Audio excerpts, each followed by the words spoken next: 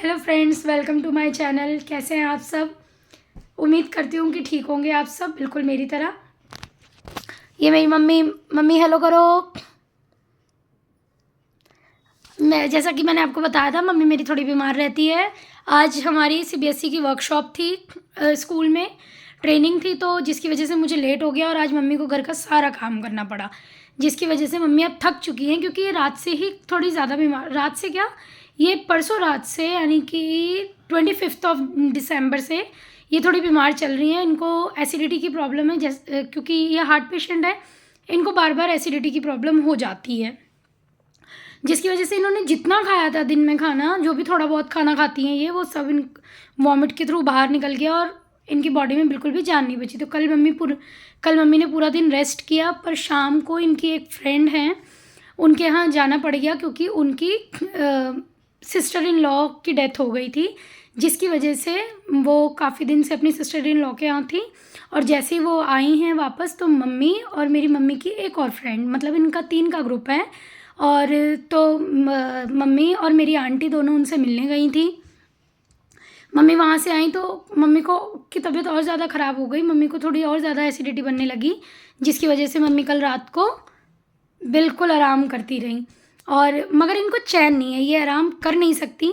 मैंने बोला कि मम्मी मैं खाना बना लूँगी। मैंने मूंग मसूर की दाल बनाई और वो दाल इतनी मस्त बनी थी, इतनी टेस्टी बनी थी, मगर मम्मी ने फिर भी उसमें ज़बरदस्ती थोड़ी सी मिर्च डाली, क्योंकि मेरी मम्मी को ये हजम नहीं होता कि मेरी बेटी ने खाना कैसे बना लिया बिना मेरी मदद के।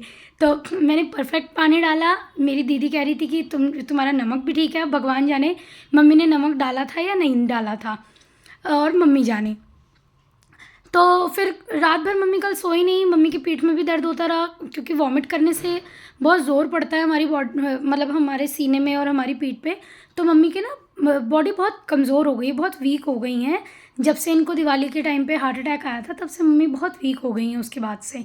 तो अब मम्मी कह रही हैं कि मुझे भूख लग रही है, मैं तुम्हारा वेट कर रही थी कब से। और आज हमारी वर्कशॉप थी, तो हमारे स्कूल में खाना होता है वर्कशॉप वाले दिन, क्योंकि बाहर से भी टीचर्स आती हैं, रिसोर्स पर्सन्स आते हैं। तो हर मतलब हमारा मैनेजमेंट जो है वो इतना अच्छा है, वो बहुत सपोर्टिव भी है, बहुत अच्छे भी हैं।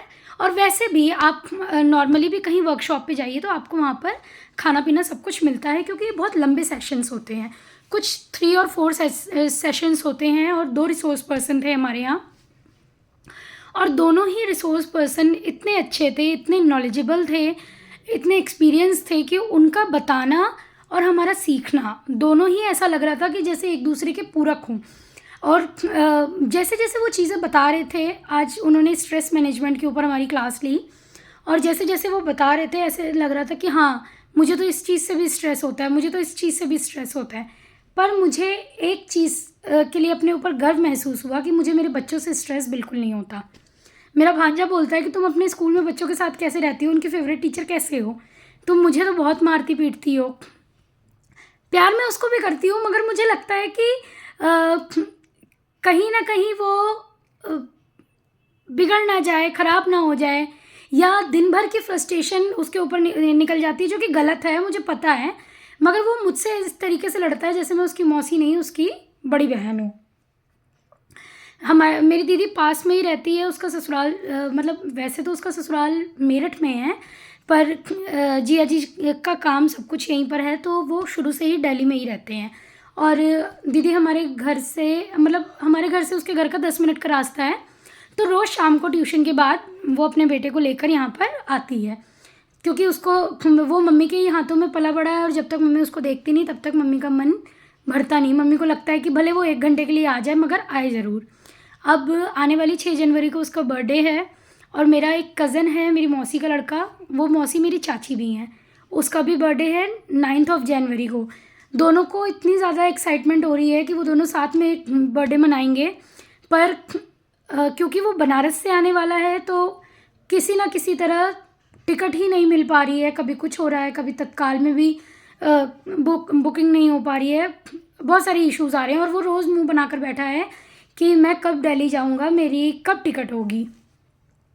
तो वहाँ से उसके आने की प्लानिंग चल रही है, और यहाँ से इसकी प्लानिंग चल रही है युग की, कि मैं जब काकू मामा आएगा तो मैं उसके साथ क्या क्या करूँगा, क्या क्या खेलूँगा, और अपनी बर्थडे पार्टी कैसे मनाऊँगा। गाइज़ आप लोग सोचते होंगे कितना बोलती है, मगर मुझे लगातार मेरी क्लासेस होती हैं, 40 मिनट की एक क्लास होती है, तो आप लगा लीजिए लगातार 6 पीरियड होते हैं, तो मुझे कितना बोलने की आदत होगी। और हर क्लास में आपको बोलना ही बोलना है। आप नहीं बोलेंगे तो बच्चे बोलेंगे, तो इसलिए आप बोलिए ताकि बच्चे चुप रहें। और कभी कभी क्या होता है, मेरी क्लास में इंटरेक्शन सेशन होते हैं। बच्चे मुझसे कुछ सवाल करते हैं, मैं बच्चों से कुछ सवाल करती हूँ, और दोनों ही अपनी अपनी तरफ से बिल्कुल जेन्युइन आंसर देते हैं। जैसे मैं बड़े बच्चों को पढ़ाती हूँ 9 to 12 को, तो 9th वाले बच्चे जो होते हैं वो अभी अभी 8th से आए हैं, तो अभी उनमें थोड़ा बचपना है, वो मैच्योर होने की कोशिश कर रहे हैं, उनमें थोड़ा बचपना भी है। तो उनकी जो मुझसे बातचीत होती है वो क्या होती है, मैम आज आप क्या करवाओगे, मैम आज आप पढ़ाओ मत, मैम आज आप गेम्स का पीरियड करवा दो, आप तो क्लास टीचर हो, देखो आप हमारी फेवरेट टीचर हो, ये वो ऐसे करते हैं। और फिर उसके बाद मेरा पीरियड होता है 10th क्लास में। जब मैं 2nd क्लास में 10th क्लास में जाती हूँ, 10th के एक सेक्शन में जाती हूँ, तो वहाँ भी मुझे बच्चों से बहुत प्यार मिलता है, क्योंकि वो मुझसे पढ़कर गए हैं। मैं उनकी एक्स क्लास टीचर रह चुकी हूँ, तो वो मुझसे ज़्यादा कंफर्टेबल है। और मुझे इस चीज़ पे बहुत अच्छा लगता है कि बच्चों से मुझे इतना प्यार मिलता है। फिर उसके बाद मेरा 3rd पीरियड होता है 12th। तो 12th क्लास मतलब कि हायर क्लास और सबसे मोस्ट सीनियर क्लास, तो वो ऐसी ऐसी बातें करते हैं, वो अपने एक्सपीरियंसेस बताते हैं। आजकल सोसाइटी के अलग अलग जो सोसाइटल नॉर्म्स होते हैं वो उनके बारे में बताते हैं, या जब हम स्कूल में पढ़ते थे तो हमारी क्या चीज़ें थी, हमारे क्या थॉट्स थे, या हम भी अपने टीचर्स के नाम रखते थे या नहीं, या हमारी कौन सी फेवरेट टीचर थी, ये सारी चीज़ें वो मुझसे पूछते हैं और मैं उन्हें बताती भी हूँ, जो हमें मज़ा भी आता है। हालांकि 12th में मेरा सिलेबस बहुत ज़्यादा होता है, मगर हम फिर भी कवर कर लेते हैं, क्योंकि बच्चे भी कोऑपरेट करते हैं और मैं भी कोऑपरेट करने की पूरी कोशिश करती हूँ। और पता है आपको, वो मुझसे बहुत ज़्यादा हिले मिले हैं।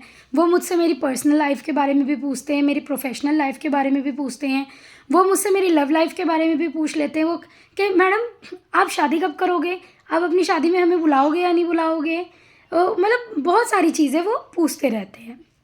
अच्छा लगता है, क्योंकि आप हमेशा बच्चों को डांट नहीं सकते, और आप अपने बच्चे को फिर भी एक बार डांट सकते हैं, पर जो स्टूडेंट्स हैं आप उनको नहीं डांट सकते, क्योंकि हो सकता है उनको, जैसे मैं एज अ गार्डियन सोच रही हूँ कि मैं अपने भांजे को डांट सकती हूँ, हो सकता है उनके पेरेंट्स भी यही सोचते हो कि वो अपने बच्चों को डांट सकते हैं। तो अगर मैं भी उन्हें डांटूंगी या बाकी टीचर्स भी उन्हें डांटेंगी, तो उनके मन में कहीं ना कहीं एंजाइटी, स्ट्रेस या डिप्रेशन आने के चांसेस ज़्यादा होंगे। इसलिए मैं उनको सुनती हूँ और बदले में वो मुझे सुनते हैं। जब मैं गुस्सा हो जाती हूँ, नाराज़ हो जाती हूँ, तो वो मुझे मनाते भी हैं, जो कि मुझे बहुत अच्छा लगता है। जब मुझे कोई मनाता है तो मुझे बहुत अच्छा लगता है। हालांकि मेरी मम्मी मुझे बिल्कुल भी नहीं मनाती हैं, मेरी मम्मी मुझे बहुत डांटती हैं। और आज की मैं आपको लुक दिखाती हूँ, हो सकता है आपको अच्छी ना लगे, मगर फिर भी हालांकि मैंने ऊपर कोट पहना हुआ था। ये मेरी मम्मी की साड़ी है, इसलिए इसके ब्लाउज़ की बाजू थोड़ी सी छोटी है, क्योंकि पहले से ब्लाउज़ सिला हुआ था। ये मेरी मदर की साड़ी है, ये मेरी मौसी ने मेरी मम्मी को दी थी, और ये साड़ी मुझे इतनी पसंद है, इतनी प्यारी लगती है, मगर मैंने इसको पहना पहली बार है, क्योंकि इसके ब्लाउज़ की वजह से, मैं हमेशा लंबी बाजू में पहनती हूँ, इसके ब्लाउज़ की वजह से मैंने इसको अभी तक नहीं पहना था।